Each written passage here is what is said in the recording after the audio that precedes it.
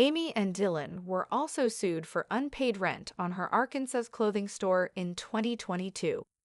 Amy Duggar's husband, Dillon King, has been ordered to pay over $156,909.96 in a second unpaid rent lawsuit for his restaurant business, after fighting a $236,728.08 judgment in a separate case. Dillon owns Wellington's with business partners and opened the first restaurant in 2020 in Springdale, Arkansas, before moving the eatery to Rogers, Arkansas. Amy and Dillon at his restaurant Wellington's in Springdale, Arkansas, before it closed and moved to Rogers, Arkansas. The U.S. Sun can exclusively reveal landlord Hillcrest Holdings, LLC sued Winston Holdings, LLC, aka Wellington's, Dillon, and two business partners for unpaid rent for the Springdale, Arkansas location. In August 2018, the plaintiff and defendants entered into a lease agreement to rent the property from September 2018 to December 2023. In July 2023, Dillon and his business partners allegedly vacated the premises, which constitutes as a default of the lease and a material breach of contract. The court papers continued to claim Winston Holdings, LLC failed to make the required monthly rent payments to the plaintiff as required by the lease after June 2023, and its failure to make said payments constitutes a default of the lease and a material breach of contract.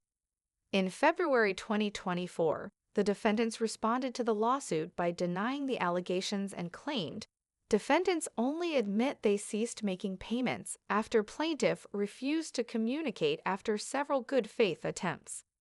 They request the complaint be dismissed. Then, in an amended complaint, the plaintiff claimed Winston Holdings caused damages to the premises and failed to maintain the premises as required by Article 13.1 of the lease, and further failed to remove several alterations it made to the premises when it vacated same as required by Article 14.3 of the lease. Winston Holdings' acts and omissions constitute a default of the lease and a material breach of contract. Boyce, Gayer, and King personally guaranteed Winston Holdings' performance of all its obligations under the lease.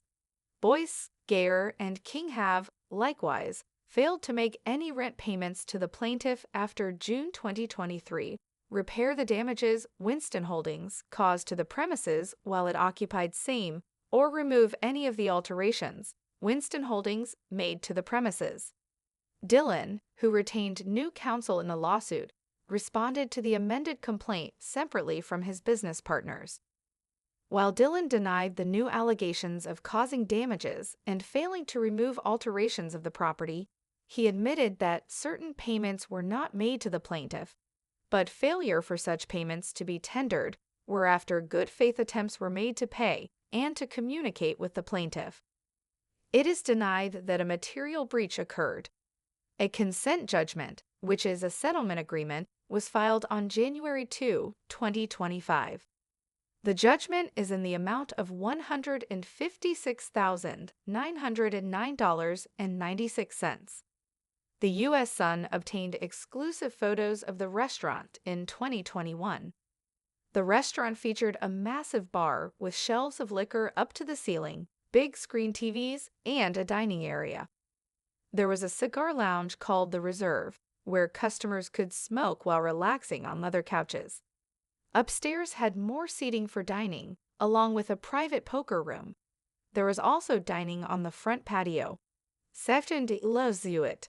This lawsuit came just months before Dillon, Winston Holdings, LLC, and his two business partners were sued for unpaid rent of the Rogers, Arkansas location on April 2, 2024. The U.S. Sun previously reported from court papers, tenant has failed to pay minimum rent in full each month.